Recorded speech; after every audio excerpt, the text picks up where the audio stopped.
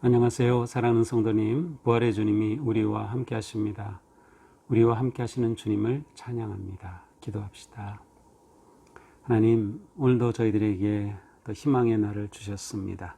하루하루 저희들이 주님 은혜 안에서 승리를 바라보고 또 성숙과 거룩한 모습으로 변화됨을 기대하며 오늘 하루도 믿음으로 나아갈 수 있도록 인도하여 주시옵소서.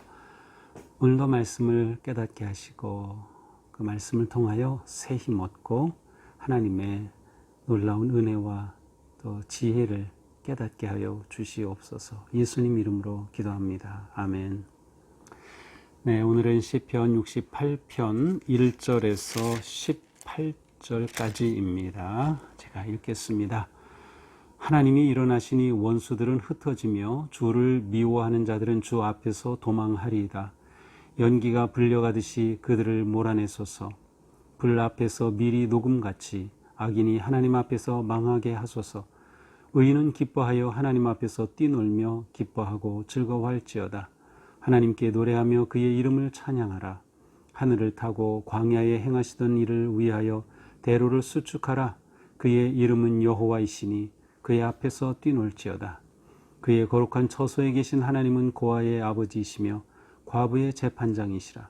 하나님이 고독한 자들은 가족과 함께 살게 하시며 갇힌 자들은 이끌어내사 형통하게 하시느니라. 오직 거역하는 자들의 거처는 메마른 땅이로다. 하나님이여 주의 백성 앞에서 앞서 나가사 광야에서 행진하셨을 때에 셀라. 땅이 진동하며 하늘이 하나님 앞에서 떨어지며 저 시내산도 하나님 곧 이스라엘의 하나님 앞에서 진동하였나이다. 하나님이여 주께서 흡족한 비를 보내사 주의 기업이 곰핍할 때에 주께서 그것을 견고하게 하셨고 주의 회중을 그 가운데에 살게 하셨나이다. 하나님이여 주께서 가난한 자를 위하여 주의 은택을 준비하셨나이다. 주께서 말씀을 주시니 소식을 공포하는 여자들은 큰 무리라. 여러 군대의 왕들이 도망하고 도망하니 집에 있던 여자들도 탈취물을 나누도다.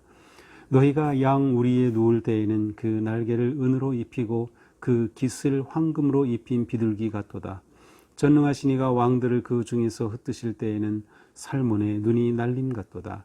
바산에 사는 하나님의 산임이여 바산에 사는 높은 산이로다. 너희 높은 산들아 어찌하여 하나님이 계시려 하는 산을 쉬게 하여 보느냐. 진실로 여호와께서 이 산에 영원히 계시리로다. 하나님의 병거는 천천히요 만만이라. 주께서 그 중에 계심이 시내산 성소에 계심 같도다. 주께서 높은 곳으로 오르시며 사로잡은 자들을 취하시고 선물들을 사람들에게서 받으시며 반역자들로부터 받으시니 여호와 하나님이 그들과 함께 계시기 때문이로다. 아멘. 자, 오늘 시편 68편도 다윗의 시로 되어 있고요. 인도자를 따라 부르는 노래로 되어 있습니다. 근데 이제 시편 이 68편은 전부 35절까지 있는데 이 시편 안에 굉장히 많은 것들이 담겨져 있어요.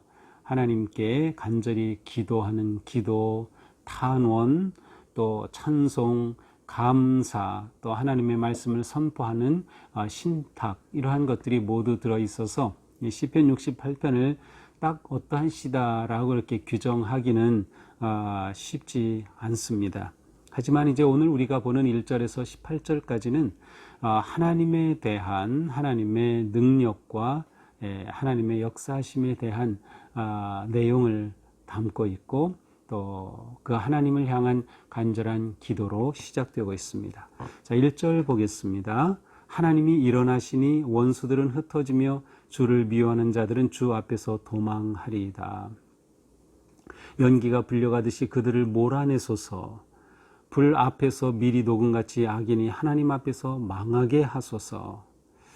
자, 여기 보니까 하나님께서 일어나셔서 자, 하나님이 앉아 계신다라고 할 때는 그 보좌에 앉으셔서 역사의 주인, 또 모든 우주 만물의 주인, 또 하나님 나라를 다스리시고 이끄시는 그러한 통치하시는 하나님의 이미지가 있다면 하나님이 일어나신다는 것은 하나님이 무엇인가 지금 일하신다는 겁니다. 하나님께서 역사하신다는 그러한 뜻이 담겨져 있어요. 자, 하나님께서 일어나셔서 무엇하기를 기도합니까? 원수들은 흩어지고, 하나님께서 일어나실 때 원수들은 흩어집니다. 또 주를 미워하는 자들은 도망하게 됩니다. 2절에 보니까 연기가 불려가듯 몰아내소서 그들을 몰아내시며, 또 그 뒤에 보니까 하나님 앞에서 망하게 하소서. 자, 이 시인은 지금 하나님께서 일어나셔서 악한 자들에게 이렇게 역사하시고 심판하소서라고 구하고 있습니다. 네 가지 모습이었죠. 원수들이 흩어지고 도망하고 몰아내고 또한 그들이 망하도록 그렇게 구합니다.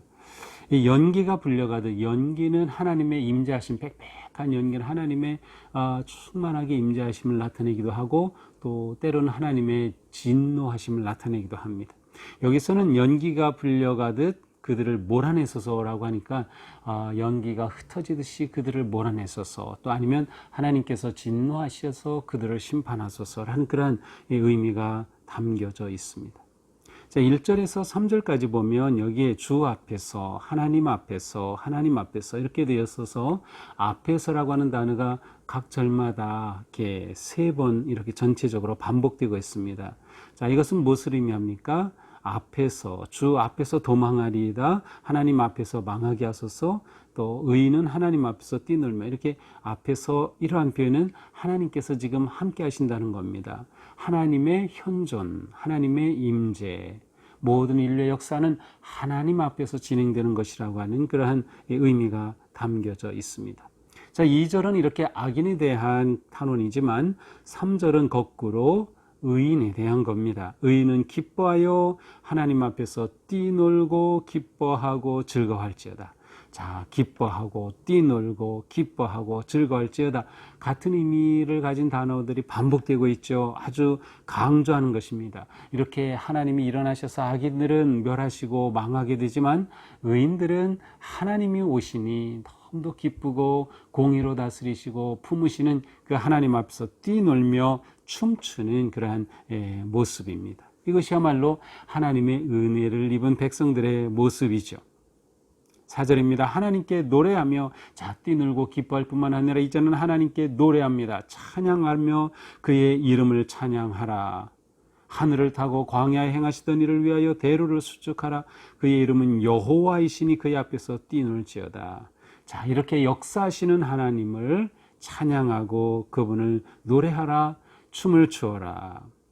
광야에서 역사하신 그 하나님의 놀라운 일을, 광야에서 행하시던 일을 기억하며 하나님을 찬양하라. 자, 광야에서 행하시던, 광야라는 이 단어가 나오면 이스라엘 백성들에게는 한 가지 중요한 사건이죠. 바로 출애굽 사건입니다. 출애굽하고 그들이 광야에서 보낸 그 40년의 시간을 담고 있죠. 바로 그들 가운데 역사하셨던 하나님을 기억하며 뛰놀지어다 라고 외칩니다. 이 하나님은 어떠하신 하나님이에요? 5절, 그의 거룩한 처소에 계신 하나님은 고아의 아버지이시며 과부의 재판장이시라. 6절, 고독한 자들은 가족과 함께 살게 하시며 갇힌 자들은 끌어내사 형통하게 하시느니라.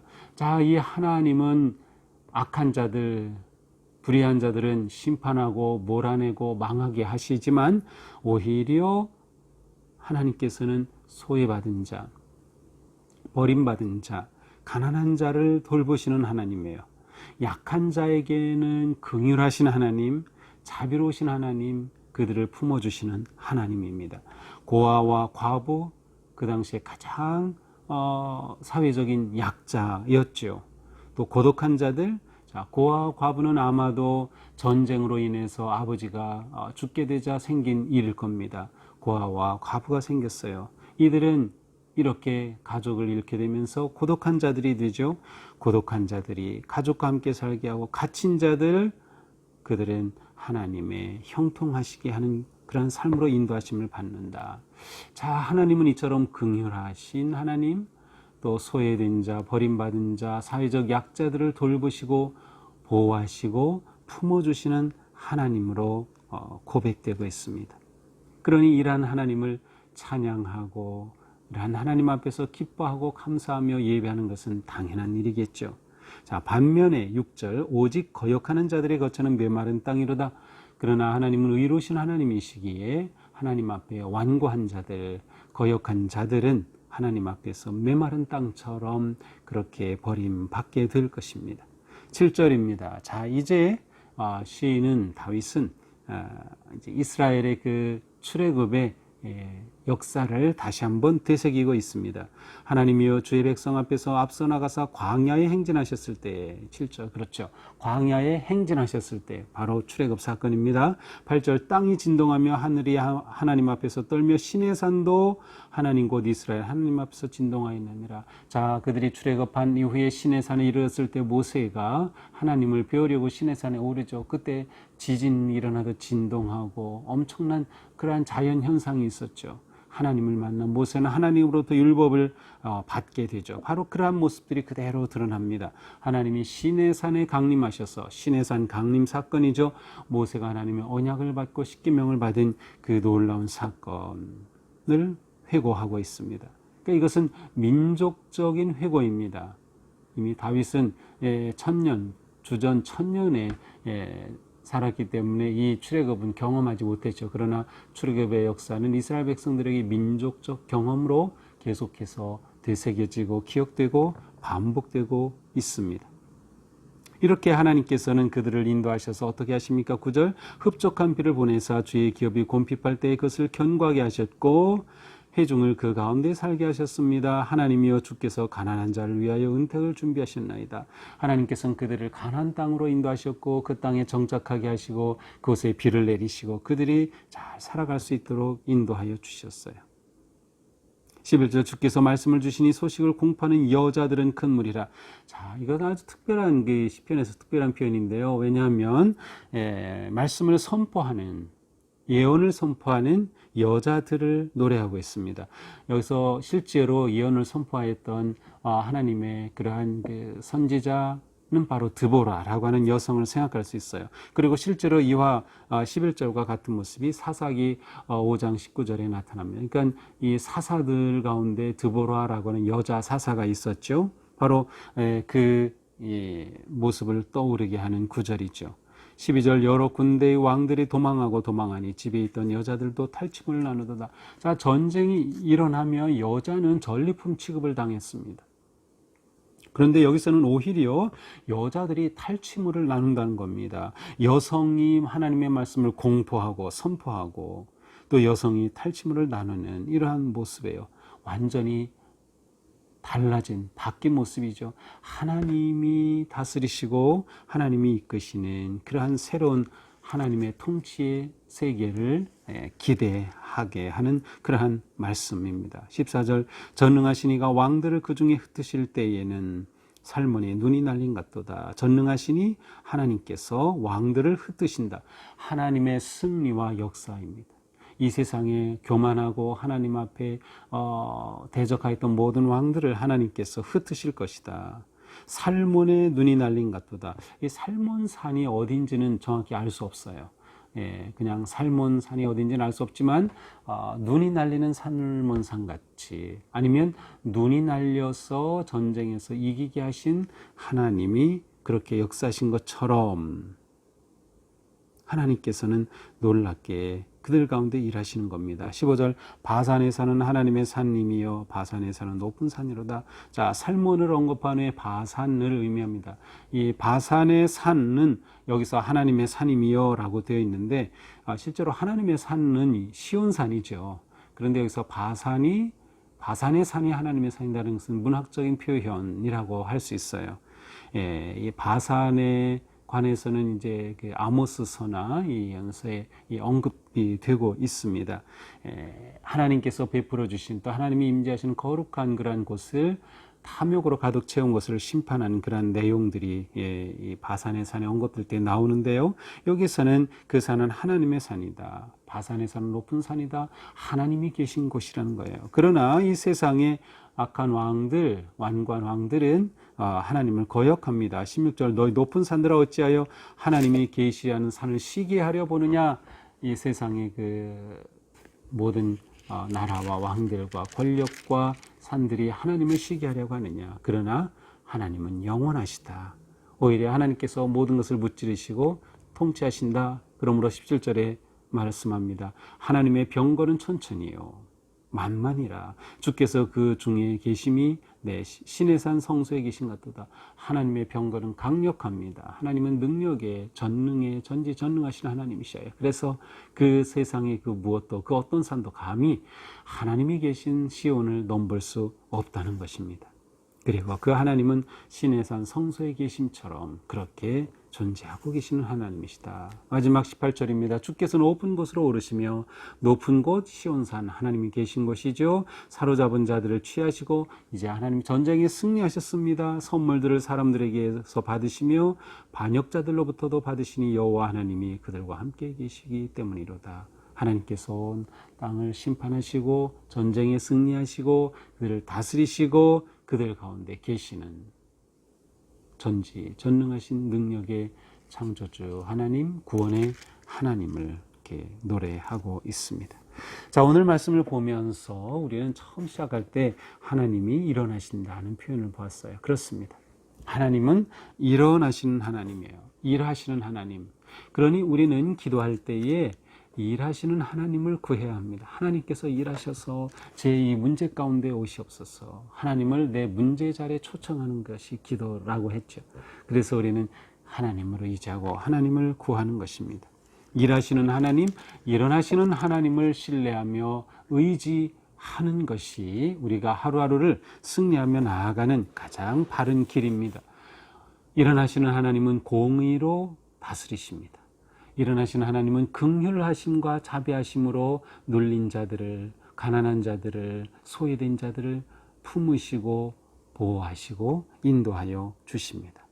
은혜를 베푸시고 승리를 주시는 하나님, 바로 우리는 이 하나님을 오늘도 의지하며 이 하나님을 구하며 나아가야 합니다. 더 나아가서 우리는 이미 하나님께서 우리를 위해 행하신 놀라운 일들을 경험하였고 그 은혜의 기억들을 가지고 있습니다. 그렇다면 우리는 오늘 바로 그 하나님을 생각하면서 하나님의 그 은혜와 능력을 찬양하는 삶, 하나님을 찬송하는 삶을 살아가야 할 것입니다. 이것이 우리의 마땅한 반응이죠. 오늘 하루도 우리는 하나님을 의지하고 일하시는 하나님, 일어나시는 하나님을 신뢰하며 믿음으로 승리하기를 주님의 이름으로 축복합니다. 기도합시다. 하나님 감사합니다. 오늘 시편의 말씀을 통해 일어나시는 하나님을 보았습니다. 우리를 위하여 일하시는 하나님, 오늘도 저희들을 위하여 일어나신 하나님, 주님을 의지합니다. 저희의 삶에 다가오는 많은 시련과 고통과 아픔과 문제 속에서 하나님 일어나셔서 일하시니 하나님께서 이 모든 길을 열어주시고 해결하시며 또한 우리 가운데 하나님의 은혜와 능력의 손으로 역사하여 주실 줄 믿습니다. 주님 의지합니다. 이 놀라우신 주님을 찬양합니다. 오늘도 주님의 은혜로 승리하게 하여 주시옵소서. 예수님 이름으로 기도합니다. 아멘. 네, 오늘도 주님의 은혜 안에서 내 삶이 거룩하고 아름다우며 일하시는 주님의 은혜가 넘치기를 축복합니다. 사랑합니다.